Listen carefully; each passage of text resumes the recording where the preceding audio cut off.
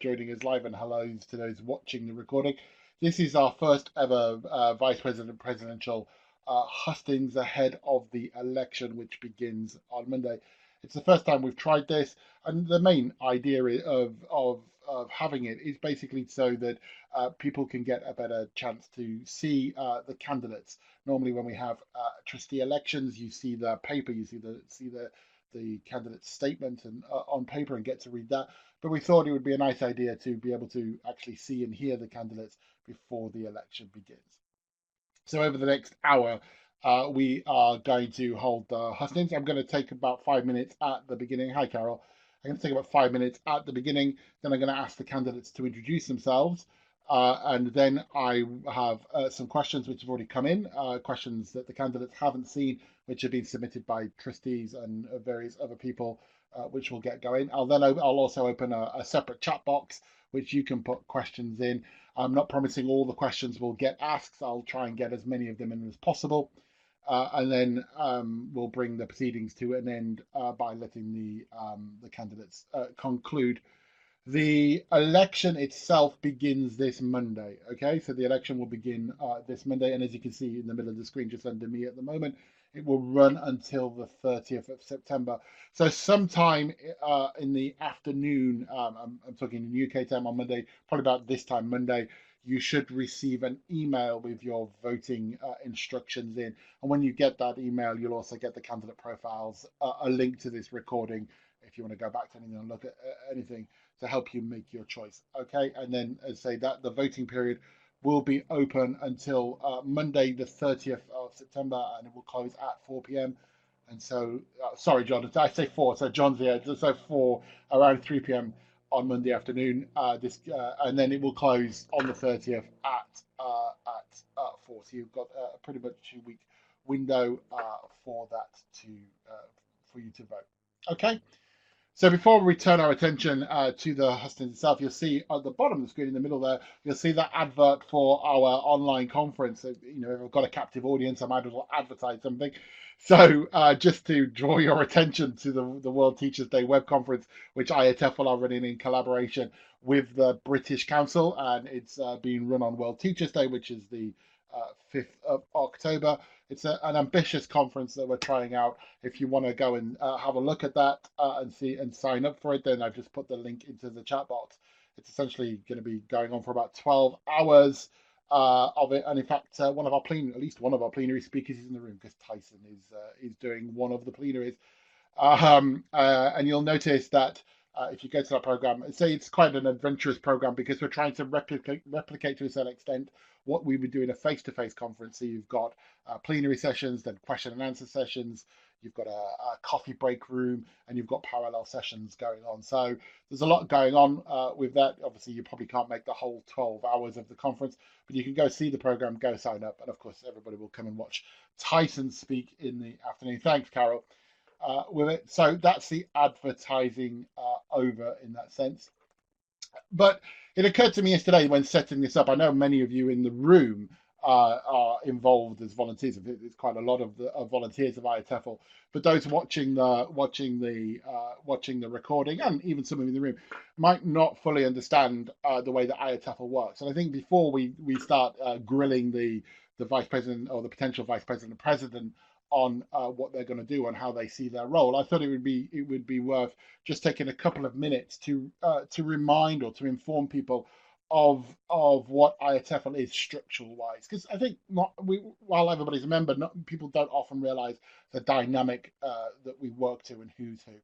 So very quickly then, I'm not going to bore you, but very quickly to remind everyone that IATEFL is a UK-based membership association and a registered company. Okay, so it is a company based in the UK, and therefore you can see on the screen on that PowerPoint slide now that some of the implications of that, that we don't get any external funding. Funding all comes through the members, and it's the membership money in our events that that we use. Marjorie, one slide at a time. So Marjorie's, can you guess the third slide, Marjorie? So the second slide, as Marjorie's already hinted at, we're also a UK-based charity. No need for sorry, Marjorie. If you can't tell us how the organisation works, then no one can, being a former president, of course. So we're also a UK-based charity, which means that we have to abide by UK charity law.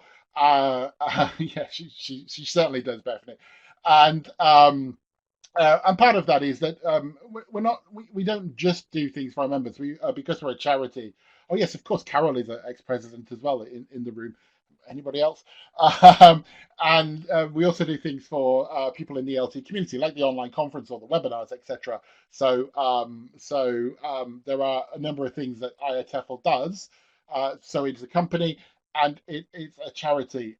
Now, that means that, well, for the most part, that IATEFL is made up of volunteers. Okay, there are only really eight non-volunteers who we'll get to in the moment. Most of the people that work that do things for IATEFL, and I said most of the people in this room, in certain sense, are volunteers.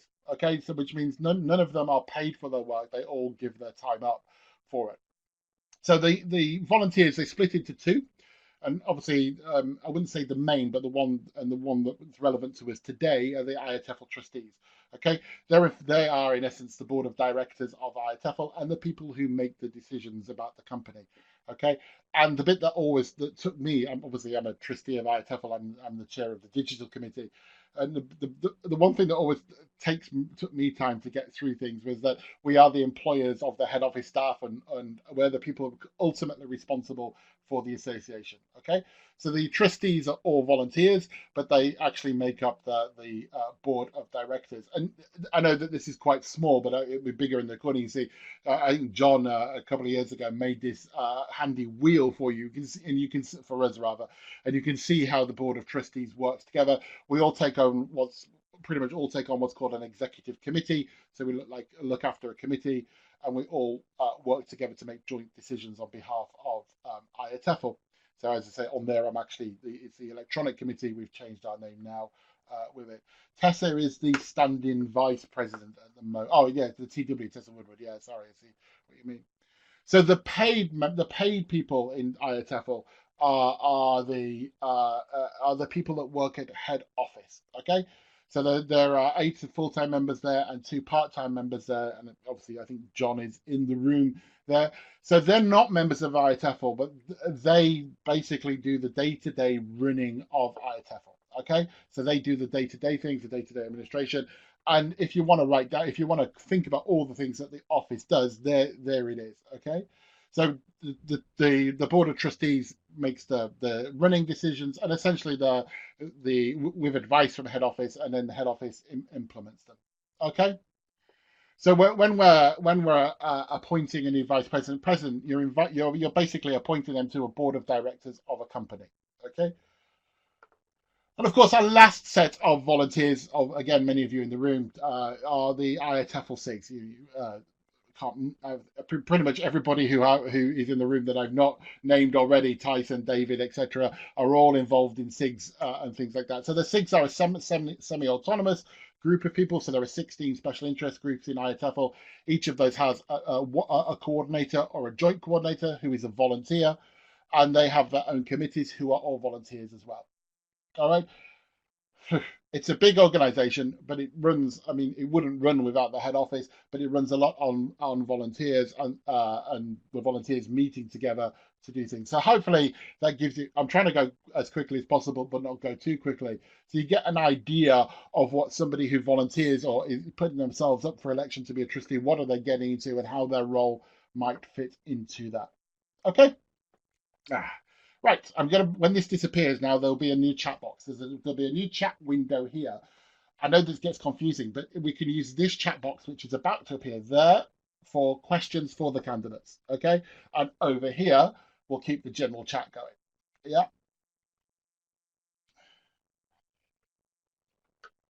And yes, they are. I think John will answer that directly. But yes, Anthony, that's true. Okay, so let's get on with the hustings. So as I said, the hustings is a chance for us to meet the candidates. All right, we're not trying to test them, trick them, or anything like that. It's a chance for us to meet the candidates, let them introduce themselves. Then we'll ask them some questions. We'll pick some questions from the floor, and then we'll close in approximately 50 minutes time if we're there. Okay. So let me ask both Daniel and Gabrielle to come on to camera, please, if I could get you there. This is where we're perfect. Thank you. And there is Daniel. Great. That's perfect. Okay. So what we'll do first is give them a couple of minutes each to introduce themselves, and then I'll fire away with questions. I'll start just because of the order on the cameras on the screen. Daniel, if you would like to introduce yourself first, and then after that, Gabrielle. Okay. Okay. Hello, everyone. Hello from Malta. I'm Daniel. I've been involved in IATEFL since 2011 now, and soon after attending my first conference in Brighton, I became involved in one of the SIGs. At the time, it was the Literature SIG, and after that, I became actively involved in the Research SIG. Initially starting as a social media coordinator, and after that becoming joint coordinator of the SIG together with Sarah Mercer. After stepping down from that position, I became part of the conference committee, and I'm also currently part of the conference selections committee. Besides IATEFL, I'm also involved in other associations, or I have been involved in other associations, primarily TESOL International, where I serve on one of the councils. And I've also been involved in other membership associations like the Association for Educational Assessment and others. Locally in Malta, I'm heavily involved in organizing conferences for teachers. And the reason why I started doing that was primarily because I was inspired by the first IATEFL conference that I ever attended. After attending that conference, I realized that there was no conference for ELT teachers in Malta, and hence, since I occupied the position of chair of the ELT Council, and we had the resources to organize such a conference, we started organizing this annual conference. And in fact, in a few weeks' time, in October, we shall be doing the 8th edition of that conference. As part of that conference, what I've tried to do is collaborate with as many SIGs within IATEFL as possible, including the Young Learners and Teenagers SIG, the Learning Technology SIG, the IPSN, more SIG this year, Research SIG. So I believe in collaboration across the association, but also collaboration with as many different entities as possible. I think that's the main information that I can share right now about myself, and I'll be happy to actually answer questions in due course. Thank Thank you, you. Daniel. So, Gabrielle, over to you. Can you introduce yourself, please? Hello, good morning, everyone from wintry Uruguay. We're still in winter, so that's why I'm wearing a sweater and you see I'm kind of bundling up here. Please send some sun and warm weather over. We badly need it. Well, my name is Gabriel Diaz. I'm Uruguayan by birth. I've been involved with IATEFL for a long, long time. First as a regular member, and then coincidentally, starting in 2011, taking over the position of newsletter editor for the Teacher Trainers and Development SIG, pardon, Teacher Trainers and Educators SIG, and I have also been involved as a member with a Teacher Development SIG, which I strongly support because I see both as complementing each other. I have also been involved in other organizations, namely TESOL. I was on the board of directors of TESOL between 2006 and 2009. I was the founder of Uruguay TESOL, one of the founders of Uruguay TESOL. We didn't used to have a teachers association here. We went through a period of protracted dictatorship, so associations were frowned upon. Right after coming back into democracy, we founded the first one. And the inspiration actually was IATEFL, not TESOL itself. Um Basically, what I do on a day-to-day basis. I'm a freelance international consultant on educational issues, having worked for international lending organizations such as the World Bank, the International Development Bank, and I have a day job as well. I'm passionate about professional development, and I was very fortunate to land the directorship of the Center for Development of the Scholarship of Teaching and Learning at the Catholic University Montevideo when I came back to Uruguay after having worked in New York at the New School. Hi, Leslie. one of my fellow workmates there. And since then, what I've been doing is I actively develop professional development initiatives with a team of four, only four other colleagues at the university. We serve the six schools, and what we are doing at the present time is basically supporting the six schools of the university in a very ambitious curriculum development initiative. And for that, it requires that we train the future teachers in the different careers in issues of contemporary pedagogy. As you may imagine, in Latin America, universities tend to be a little bit conservative. There's a lot of chalk and talk and very little interaction. So I find that my grounding both in ELT and in education is a perfect fit for that role. I'm also an international presenter. I may have seen some of you in conferences around the world. And well, basically, that's me. Father of five, grandfather of two. I have, sorry, obviously, as I said, I got questions were submitted, and I tried to group the questions into various things, and I'll try and feed in the questions that have come from the floor into those. One thing, just to make it clear to people, so this is the vice president at Hustings, but the vice president will become president at some point. So if we talk about the question of being president, then if you're not familiar with it, they serve as vice president, then go to president, and then go to vice president as well, which is why you'll see us talking about vice president and president from it. And something perhaps just based on the questions that are coming in, which are great, but just bear in mind that that be they vice president or the president, there's still only one vote on the board of trustees. So they you can ask them their ideas, but there's still the other trustees involved, and in certain cases the executive committees as well. So if they are, so they can't commit to definitive answers for that way. The first question seems very obvious based on both your CVs as such as you just introduced yourself. We'll start with Gabrielle, and we'll try and keep the answers as short and as sweet as we can, yeah, so we can get as many through. Sure. So we'll start with Gabrielle because I allowed Daniel to introduce himself first. So Gabrielle, just given that a massive amount of work that you've just said you do, and the same with Daniel, who's busy in many things, how are you actually going to have time to do what is a very demanding role? Okay. So, I mean, how do you see the demands of IATEFL and all the demands of the role? How are you going to make time for that in your busy work and private life? Well, first of all, I've been doing it for the past 25 years, being on the board of different organizations, both private and public. But I'm at a point in my career now, and my job description allows me a lot of free time. That is why when I was approached to run by some of the members, I thought, well, this is the right moment for me. Even though I have this position as director of the center, that is basically what I do. I set policy. I go to my office every day, but not for a significant amount of hours. And I'm free to, well, I actually travel quite extensively whenever I'm required to travel.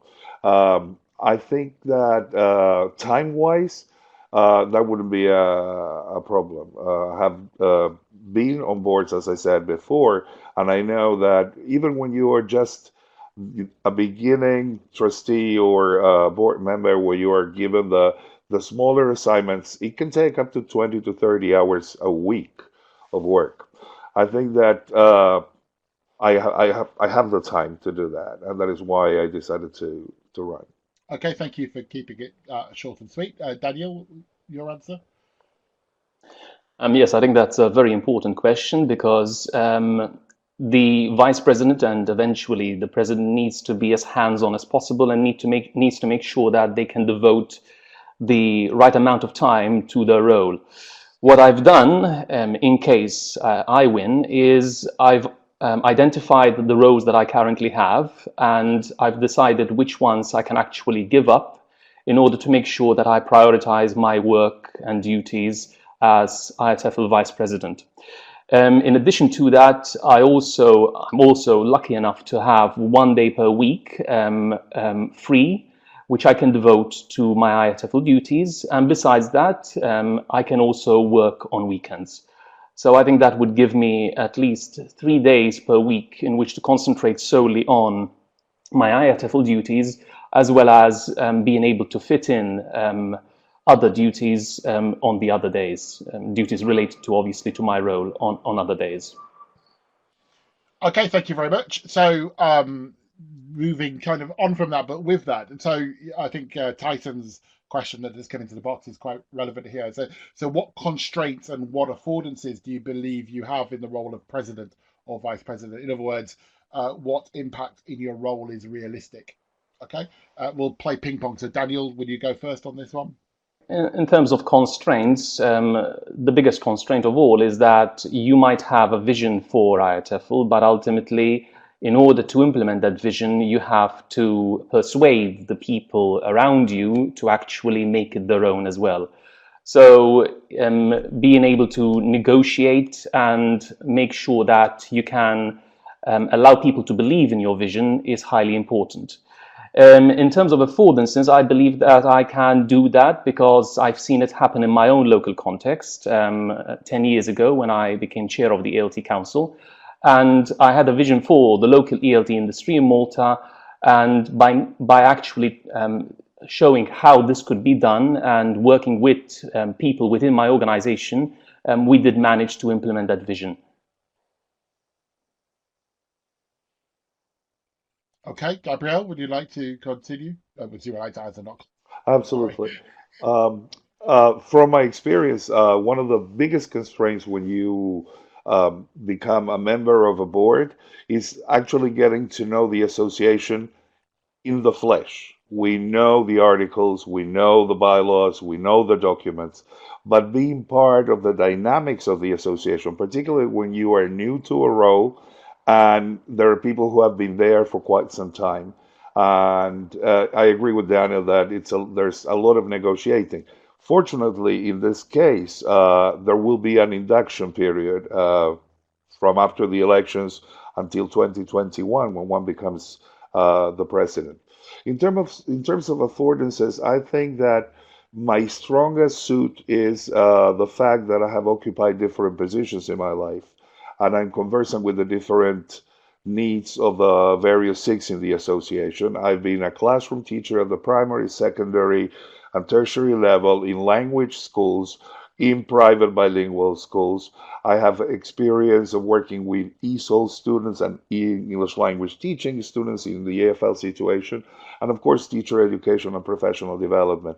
And because I'm in touch with a lot of the realities of the needs of the teachers around the world, I think I can bring that perspective to the association and help further its mission. Okay, let's deal with a few of these questions. You've down this road of what we'll see at the end of your term. So we're into kind of hypothesis, if you like. But if you could look back at the end of your term as president, what is the one thing you hope to have achieved, or you hope that you've done with IATEFL? I think that's the question that came in for a few people, and Bethany kind of put the question another way. How would you leave your mark? What would be? She says every president has left their mark on the association. So what would be your plan? So what do you hope? What's the one thing you hope to achieve, or what do you think your mark will be on the association? We appreciate it's hypothetical. We're being hypothetical, but let's have a go. So again, Gabrielle, then Daniel on this one. I think the key at this time and age is internationalization, but true internationalization, bringing in new members, making the association known as the reference point for policymakers. And that's one area of my vision that I would like to put forward is IATEFL has all the necessary expertise to make a huge impact in the world at a time when more and more governments are promoting the teaching of English but don't have the necessary local resources in terms of teaching staff or even local experts who can advise on those policies. We have the experts as an association through our SIGs and the work of our members. And what I would like to see is IATEFL be in position as a strong go-to association when policy making decisions have to be made around the world in terms of English language teaching and particularly teacher education, of course. Okay, Daniel. Um, I think if I manage to become president, one of the things that I would like to look back on and feel proud about is if I manage to run the association as efficiently as some of our past presidents have done so.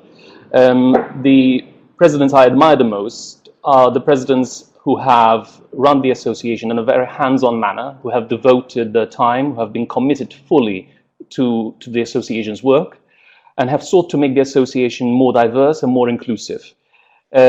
Creating a community that safeguards the rights of teachers around the world, but also acts as a means by which teachers can foster the skills, the knowledge, the beliefs in relation to ELT. And one thing that I'd like to see happen is IATEFL increase its clout as an association, as an international association, and also go beyond the 4,000 member barrier. Okay, both of you you talk about the growth of the organization there and the I think the internationalization I think is what Gabrielle referred to, and that does again lead to questions that people have come up. And a question I think we often say is the I, of course, of IATEFL. So what are your ideas specifically for continuing to build the I in the IATEFL, the international part of IATEFL? And there is a flip to this, and I'll put the flip in there as well, is that we are, I think, obviously as a trustee, we have been looking beyond Europe of late for our membership. So there is a flip question that came in is, what would you do for the members in Europe who might start to feel left behind because we are trying to push the membership out? Okay, so it's kind of a balance, a seesaw question. On one side, how do we become more international, but at the same time, how do we keep our, what do we do for our mainstay members of Europe, which is where we are. I forgot who's going for Daniel. It's your turn first, isn't it? Traditionally, IATEFL is sometimes accused of being Eurocentric, and I do appreciate why some people might have those sentiments in relation to the association. However, I believe that IATEFL is already a very international association. It has associates spread all over the world and members from all the different continents. What I think the association can do in order for it to become more international is to make sure that the links and the connections with those associates, with those teacher associations all over the world are stronger.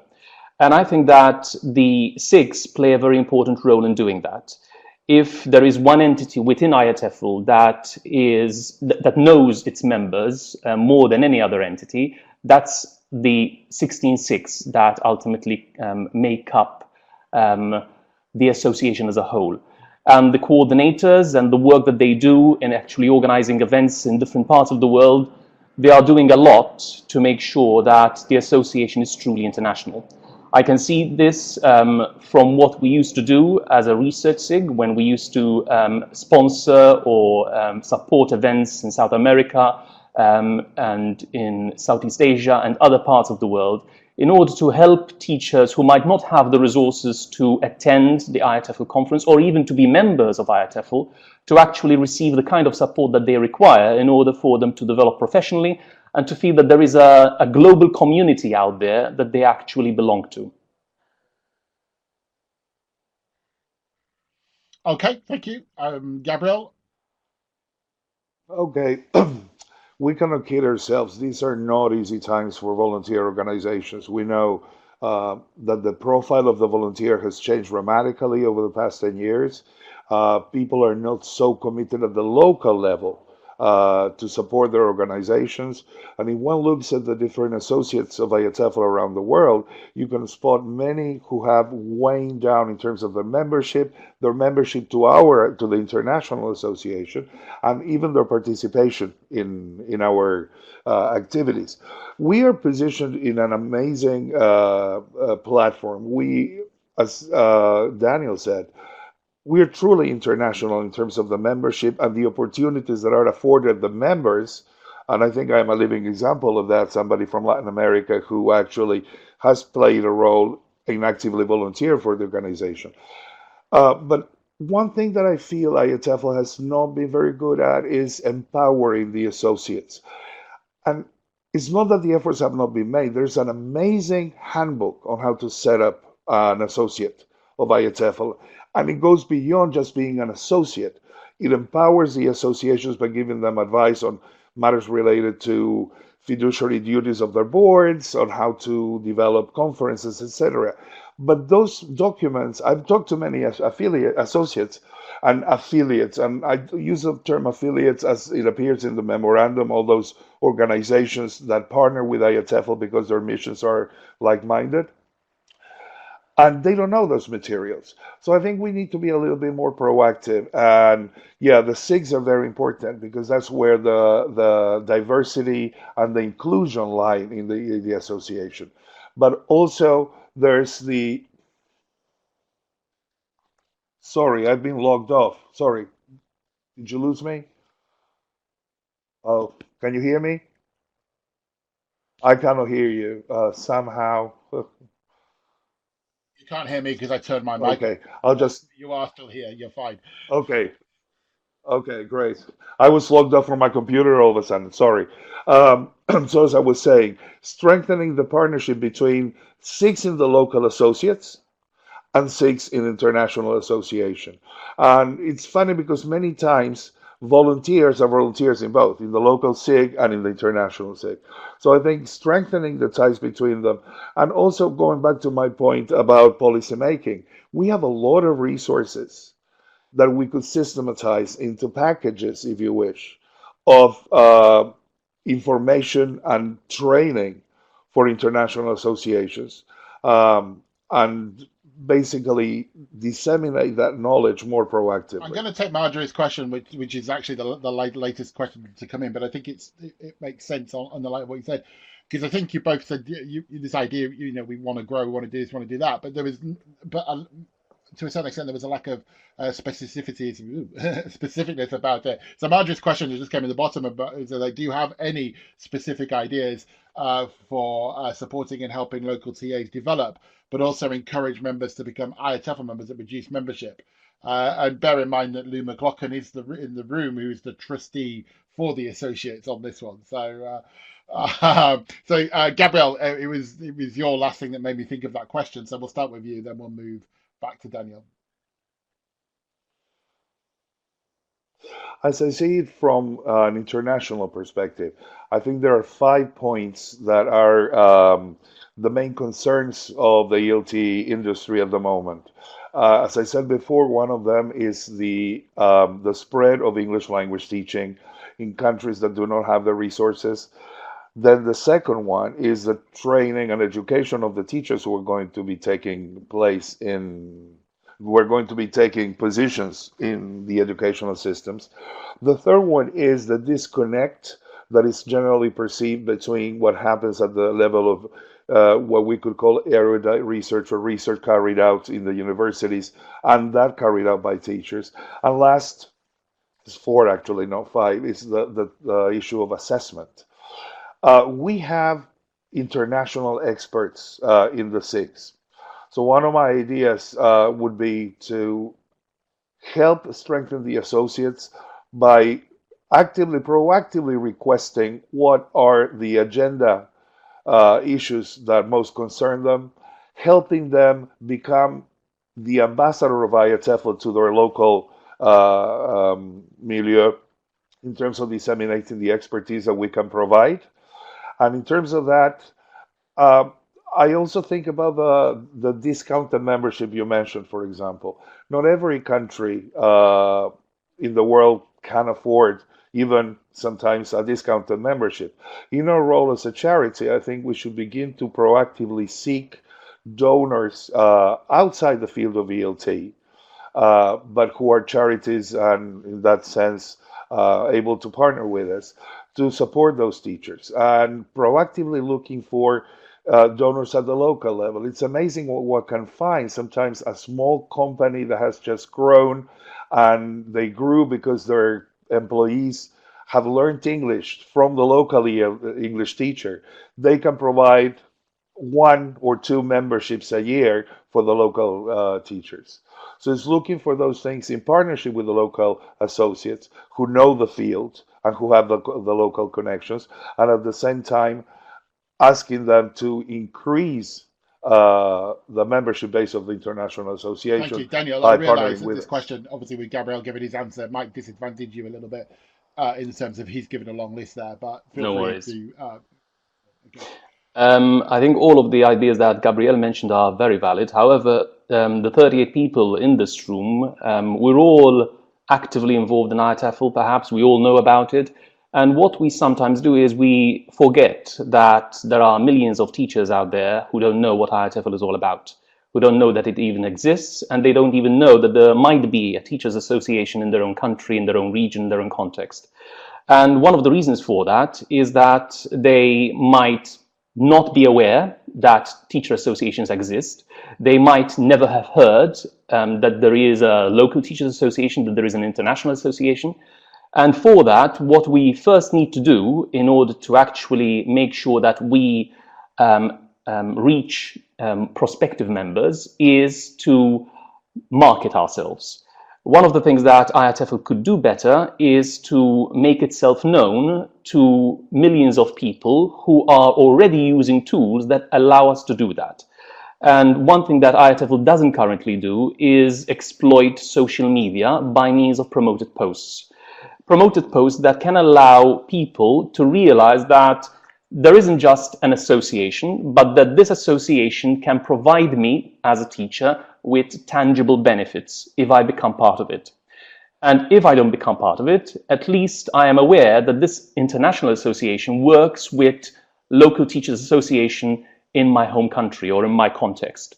I think that's the first hurdle, making sure that people are aware of this community, which is a very small community. It's an international association, but it's only made up of 4,000 members. Why is that?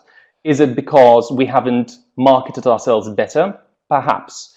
So I think that the first thing we need to do, besides obviously making sure that we have ambassadors, that we work with individuals who can promote the association at teachers association conferences and so on, is talk to the people who don't even know that teachers associations exist, and sell to them the idea that by becoming part of a teachers association, whether it's IATEFL or whether it's a local teachers association, there are tangible benefits for you.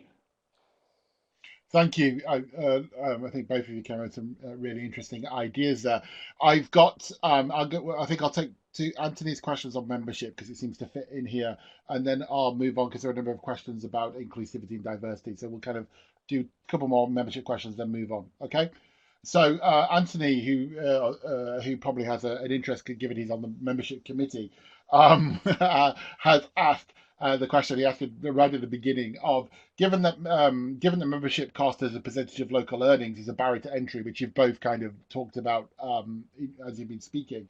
So as a barrier to entry and for maintaining membership, how would IATEFL become, or how do you think IATEFL could become more affordable for the majority of teachers around the world under your presidency? Now, I appreciate we've kind of covered this ground a little bit, but I don't think we've covered it substantially, which is why I asked concretely, which is why I'm asking the question with it.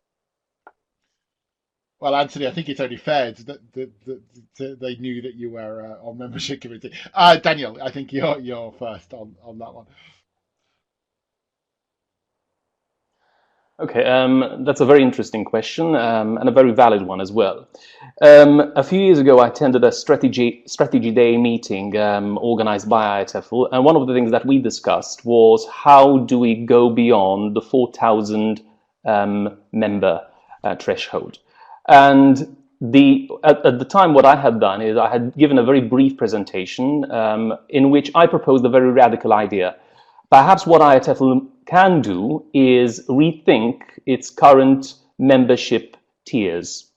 Since IATEFL already offers quite a lot for free to the international ELT community, what it's doing is it's distinguishing between members and non-members, but at the same time, those people that we label as non-members, they are still part of the IATEFL Facebook group, perhaps. They are still attending webinars, they are still downloading resources, they are still aware of what IATEFL is doing, but they can't call themselves IATEFL members because they haven't paid a fee. Now, my proposal was that IATEFL could actually rethink the whole idea of what a member is, and having an open tier whereby anyone can fill in an application form, become an IATEFL member, not a premium IATEFL member, but an IATEFL member, benefit from all the resources that IATEFL offers to the global ELT community, in exchange for them becoming IATEFL members. You would still have people who would want to attend the conference and hence benefit from other things that the association offers to paying members. But in that way, what we could do is, and I know that this is a radical and highly optimistic proposal, what we could do is not only double the number of members, but potentially increase the number of members exponentially. Gabrielle, again, you're slightly disadvantaged by going second on these questions sometimes. In this case, it might be for you, but No, but it's all right. I mean, it's okay because Daniel's ideas are just very much like the ones I had. I think the key here is differentiation in terms of the needs of the potential membership base, getting to know exactly what it is that those teachers need, and perhaps not having a direct impact on their being a member for many, many years, but perhaps by developing focused projects for different regions in the world, attract those non-members with a differentiated membership scheme that allows them to become members until they satisfy a certain professional development need, which is the basis of the association. It requires a lot of data gathering and data crunching, but I believe that it's one way we know we have a solid kind of permanent membership base. We need to seek out to the ones who are non-members yet, but offer them something that maybe they are not going to become members for 10 years, but yes, for 3 years of their career. Maybe they can make the effort to pay even the differentiated membership fees for those 3 years so as to satisfy their professional development needs.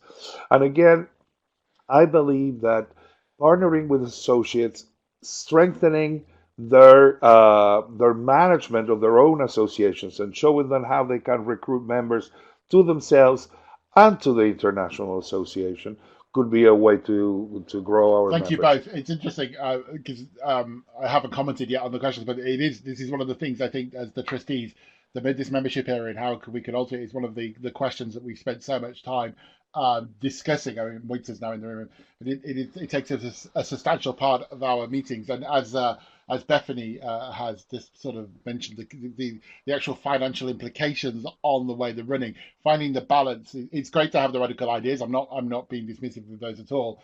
But I think one of the things you might find is how much we've racking our brains to find in this. And the membership committee has been working very hard to look at this for a while because it is, as you said, in our strategy plan. Let's take let's go with one more of Anthony's question because I think it's really interesting in the light that all of so far we've been talking about kind of growing the membership. Okay, so his other question, in fact, his first question is, which is more of a priority for you? And you can't answer both. Okay, so which is more of a priority for you, growing the membership or increasing the membership participation? So growing the membership or increasing the current membership participation. Okay, and why? So you can't have both as an answer. So I just think it's a nice way a different way of rounding this off before we move on to a different set of questions. Gabrielle, I think it's your turn to go first. Okay, since you put me on the spot, I have to say increase the current participation of the members because I think that has a ripple effect. If our members are more active, more out there, they are liaising more, networking more, that will indirectly help grow the wider membership that we want to attract. Short, sweet, and on the spot. Short, okay, sweet Daniel, answer. over to you. As much as I appreciate the fact that we need to have more active members, I think IATEFL is already blessed with the number of volunteers that it has and the hours that they put in every single week in order to make sure that the association keeps on running. So I would say increasing the membership. And the reason for that is that if IATEFL manages to become a much larger organization, it has more clout that will allow it to be much more influential, and it will allow it to also have a bigger impact on the professional lives of thousands and thousands of teachers all around the world. And I realized that one of the points mentioned in relation to my radical proposal is that what are the cost implications? Well, when you have an association that has more clout, you have also influence with the powers that be, also with non-ELT organizations. IATEFL is sometimes a bit too insular. It looks at only organizations that are operating within the ELT sector. But there are many powerful bodies out there that might be able to actually collaborate with IATEFL, perhaps as part of the corporate social responsibility program. And in that way, seeing that IATEFL has clout, if it had the members, they would then we would be able to address the cost implications of a much larger organization. Thank you both. It was an either or question, just put you on the spot a little bit. Okay, let's move away from membership then, and kind of uncover some of the other areas that come up. So a few people have asked about diversity and inclusivity. I'll begin with Marjorie's question, which is, can you explain your viewpoint on the importance of diversity and inclusivity for IATEFL? And Daniel, you're first to take this one. I realize that some people might sometimes glibly accuse the association of not being sufficiently diverse. But I think the association has made quite a lot of progress over the past few years in being more inclusive and in broadening the meaning of that word, in ensuring that what we mean by inclusive is not just making sure that we have teachers who operate in different contexts, or who might have different kinds of skills or abilities, or might be working with different kinds of learners. But the association has, even from its choice of plenary speakers over the past few years, given importance to the whole issue of diversity in as broad a manner as possible. And I think that if the association had to continue doing that in the coming years, but perhaps even negotiating with those people who might be accusing the association of not being sufficiently diverse, and seeing what they would like the association to do in this respect, what they would like it to do more of, then perhaps the association can truly satisfy that need for diversity and inclusivity. However, I personally feel that the association has made a huge amount of progress in that regard. Thank you, Daniel. Gabriel? I totally agree with Daniel in that the association is a truly diverse and democratic one. But inclusion is not just about gaining the rightful entry into the association, is being able to express your full self within the association and make an impact on it. It's only then that you're a full community member. I want to highlight the efforts that the past few presidents have made to diversify not just the offers, but also the base of the association.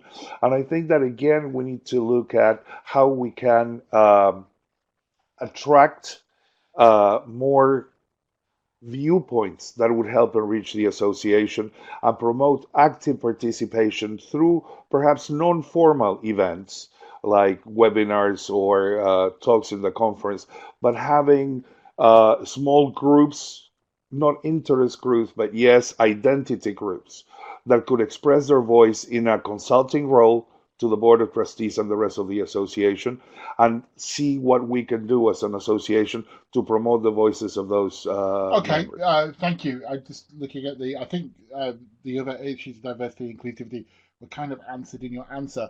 So I'll go to the other area which IATEFL was questioned on recently, I think due to the global focus on the environment at the moment. So how do you think IATEFL could become more environmentally sustainable? With it, Gabrielle, I should make a note of who goes first and second. I keep forgetting. Gabrielle, isn't it? Again, that's an area where the association has taken the lead. I belong to other organizations, international organizations, and I haven't seen this concern expressed and actually enacted. The initiative to have the members opt out for their own membership card is great. But what worries me the most is one thinks about an international organization like IATEFL and the impact it can make, and particularly from the associates perspective. Everything is about having access to going to the conference or basically getting a speaker. I'm always thinking how I can reduce my carbon footprint because it's true. I mean, we are destroying the world. It was something very funny that happened this year in the conference. Um, we were registering and getting all our goodies, and we got this wonderful plastic cup, right? And it said, everybody was saying, great, we have a plastic cup that we can refill and reuse. And somebody said, yeah, but you have already killed the future of two of my children by getting that cup. So it's a very difficult thing to know where the line lies. But part of our educational outreach should include issues of how we can reduce the environmental impact. We do a lot of webinars, and we have to grow that because that actually reduces the carbon footprint. And the conference that is coming up now is a good example of how we can promote events that are very inclusive and not necessarily have to fly people out to other places in terms of reducing paper waste, in terms of how we can recycle materials, and I mean any kind of teaching material, having programs that people can adopt and having small campaigns, I think should do the trick. Sean? We lost Sean.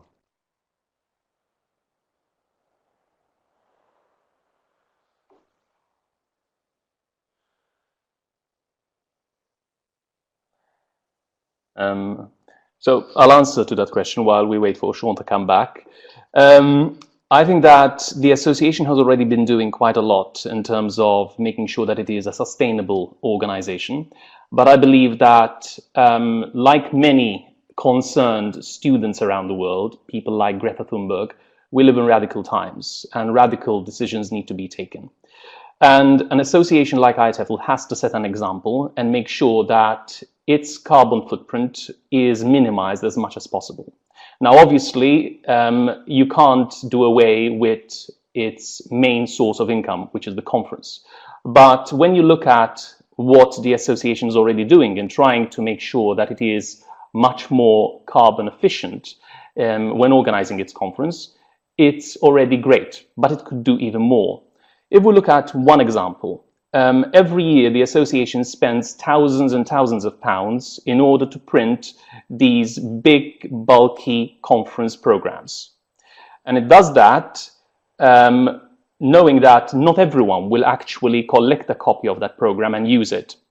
At the same time, if IATEFL really wants to make sure that it doesn't keep harming the environment, perhaps we might need to do away with things like the full program, the full printed program, having a reduced printed program for those people who might want to actually refer to it at the conference, but then having a PDF version available, obviously, for everyone, as is currently the case. Not everyone will like this idea because some people might still tell you, I prefer having the full program and I'd like to take it home with me. However, we do have to think about the impact that we're having on the environment, and hence certain decisions need to be taken, even if not all members might be happy with those decisions, especially if those decisions will ultimately help us to limit our impact on the environment. Besides that, when people are registering for the conference, what they could do, for example, is offer to pay a carbon offsetting fee. This is already available when people are buying a flight with a particular airline. They could do the same when renewing their membership every year, sort of contributing a small fee that will then be collected by IATEFL and paid as a means of offsetting its carbon footprint. So in this way, I think the association can really set an example and show everyone that it is willing to do things seriously when it comes to tackling this issue of sustainability. Thanks, and sorry about disappearing on you. My power blipped and kicked me out of the room. There are, I think, as Anthony has said there, and as he said there, obviously, I don't think there's a we can please everyone kind of way in this one. I remember at the AGM a couple of years ago, somebody stood up complaining about something we'd stopped for an environmental reason. But I would note, as Bethany just put there, that John, the chief executive, has made a very long article about what we do, and I think Gabrielle said we take the lead in this, and I think as an organisation, we have done quite a lot on it. But the question came up. I think we've got about 3 minutes left. So here's a question that's going to have several parts which don't link to each other, apart from they're all single kind of issue questions, as in we didn't have a lot of questions on them. So Mario asked, first of all, about how could IATEFL help EFL teachers in conflict countries. Okay, so but sort of tied into that, we've got also the area of Seeker's question, which just came in about the remote areas. How could IATEFL help people in remote areas? I am not suggesting these two things are linked. They're just, I think they might take a similar path, which is why I put them together. And I think Daniel is first on this one. Obviously, IATEFL is an association that represents teachers from all over the world. However, many people might not be able to actually be part of IATEFL. They might not afford to pay its annual fee. They might never have heard of IATEFL. And they might be living in contexts where the main priority is not professional development or is not being part of an association. But the main focus would be on other issues related to whether they can make ends meet, whether they have sufficient shelter, whether they have a school in which to teach. So one of the things that the association can do is work with its associates in order to actually make sure that we're reaching the grassroots in ways that we might not be able to do so electronically, or we might not be able to do so via our ambassadors or via our current members. And in that way, the association would be extending its reach in those contexts that are currently sort of impossible to actually penetrate because of conflict, because of poverty, and because of so many other issues. So empowering the associates in a more systematic manner might enable us to actually support teachers who can't have access to IATEFL or won't ever have access to IATEFL in the usual membership fee paying way. Thank you. Gabrielle, would you like to? I think that where there's a will, there's a way. I've worked in situations, for example, where we had to reach out to teachers who were in the middle of the jungle, right, where there was no electricity and there was no connectivity for the internet.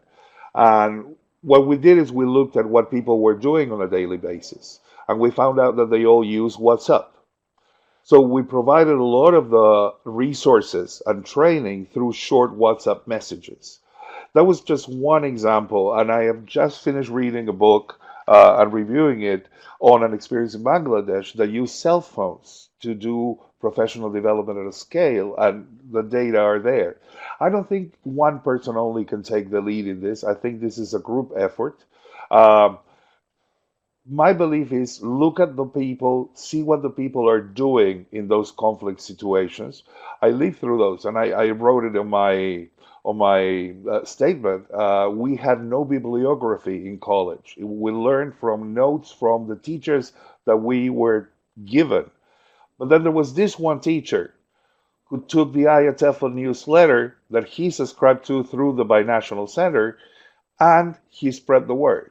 So let's look for what locals are doing in order to fulfill those needs. And we have good examples. The Hands Up Project, for example, it's an amazing example of how we can support, we professionals can support our fellow professionals when they are in dire circumstances. Thank you. Right. Okay. We've got about a minute left. And living in the UK, I can't really not ask a question about the B word.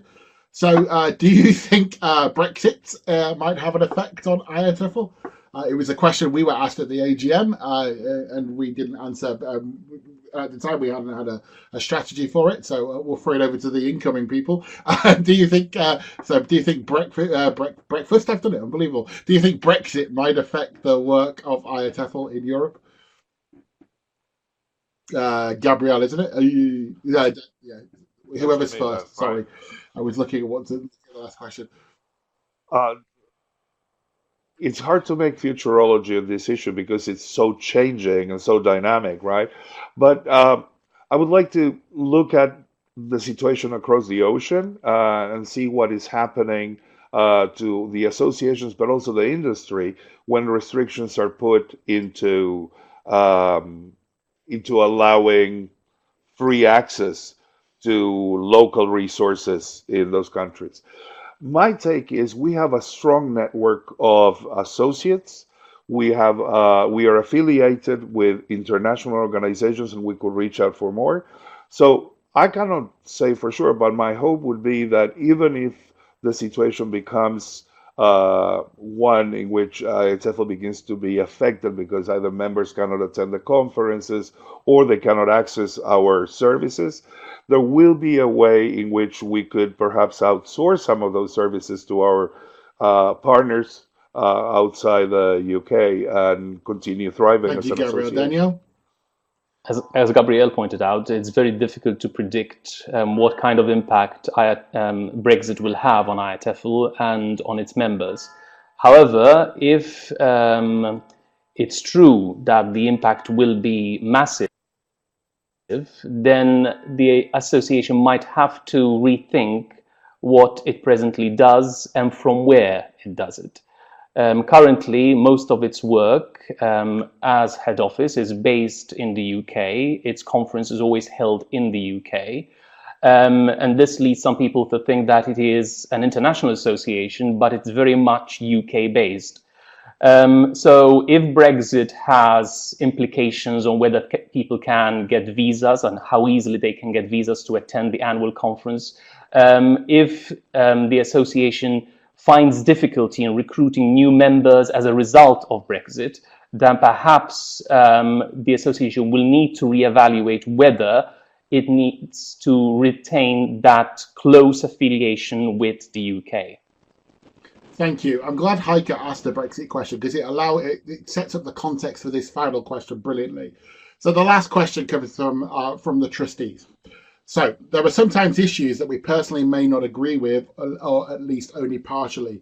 If you've seen British politics over the last week or so, then you'll know this is very much the case. So, however, decisions have to be taken as a group. So we may need to suspend our personal views for the good of the association or go with the majority vote. So, how willing are you to go with the majority in the event of a controversial issue? Daniel, I really forgot Daniel. As you mentioned at the very beginning of this session, as a president or as a president, you have one vote. You're a member of a group of trustees, and hence you can't expect to have more power than anyone else. You basically are the figurehead for the association. You might have a vision for the association, but at the same time, you are surrounded by people who have a very close bond with that association. They might have different beliefs and values from you. And it's very important, as I also hinted at the very beginning, to try and persuade people with good ideas. And if you don't manage to do that, then it's useless to feel that you can't go along with what they say. You have to keep the association's sort of welfare in mind and make sure that you ultimately keep working with those people in order to put into practice what you might believe in. Even if you don't manage today, perhaps you'll manage tomorrow.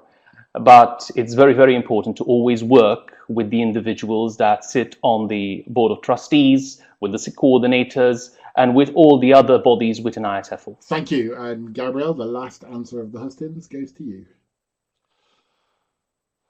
Oh my God, what a responsibility. Basically, what I consider is that whenever we put this question, it's always framed in adversarial terms. As a trustee in an organization which is a charity, uh, the benefit of the charity should come before the personal agendas. And I'm a strong believer in dialogue and not just to persuade others, but maybe to convince. And if you fail to convince, there's always a fiduciary responsibility. You accept the moment you accept to be in a certain position. And that fiduciary responsibility is towards the charity and the association, and also to the members, right? So you can fight for what the members need, but sometimes the benefit of the profession stands in conflict with the benefits with the benefit of the association. I think again, they're looking for group consensus and seeking what the majority vote would advise, not from an adversarial position, but having the best interests of the association in mind is what should govern every decision made in a Thank you both multi-person very way. much. Okay, so we've gone through. Well, our time is 5 minutes over. In fact, so I've gone through as many questions as possible. I realise that some people's questions haven't got touched on. And certainly those of you who posted relatively late questions, I do apologise for not having the time to get to that. There are a list on my screen that I still haven't got to. So I'll give you before we say goodbye. I'll just give you both time to kind of sum up to close if you like, and then I'll remind people of the election process, and then we can all go and have a cup of tea. So, Gabrielle, would you like to sum up your candidature? I don't think I need to say anything more. I've just written what I feel. I've spoken my mind. Um, Definitely one thing, though, that I would like to reinforce that is my commitment to the organization and my passion for what I do in terms of professional performance. So whatever will be, and whoever wins, I'm sure that the association is going to gain Thank you very its much, strength. Daniel. Thank you so much, Sean, and to IATEFL for giving us this opportunity to actually communicate with people who will be voting for us. Um, as Gabriel mentioned, passion is very important. But I also feel that in addition to passion, what's also needed of the future vice president and president is someone who has a proven track record as a leader of an organization, who knows how to run an organization in an efficient manner, and who has the time and energy and is fully committed to the role and what that role entails.